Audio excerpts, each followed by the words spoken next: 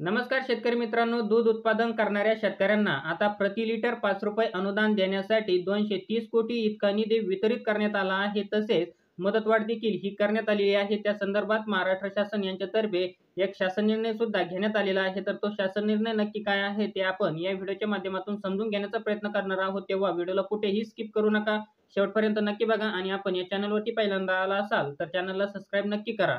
मित्रांनो, राज्यातील सहकारी संघ व खासगी दूध प्रकल्पांना दूध पुरवठा करणाऱ्या दूध उत्पादक शेतकऱ्यांना दुधासाठी प्रति लिटर 5 रुपये अनुदान देण्याबाबत महाराष्ट्र शासन यांच्यातर्फे दिनांक 26 फेब्रुवारी 2024 रोजी हा शासन निर्णय घेण्यात आलेला आहे. तर मित्रांनो, दूध अनुदान योजनेच्या अंमलबजावणी संदर्भात माननीय मंत्रिमंडळाच्या दिनांक 5/2/2024 रोजी झालेल्या बैठकीत चर्चा करण्यात आली. सदर बैठकीत राज्यातील सहकारी दूध संघ व खासगी दूध प्रकल्पांना दूध पुरवठा करणाऱ्या दूध उत्पादक शेतकऱ्यांना प्रति लिटर 5 रुपये अनुदान देण्याच्या योजनेस पुढील दिनांक 11 फेब्रुवारी 2024 ते दिनांक 10 मार्च 2024 पर्यंत मुदतवाढ देण्याचा निर्णय हा घेण्यात आला आहे.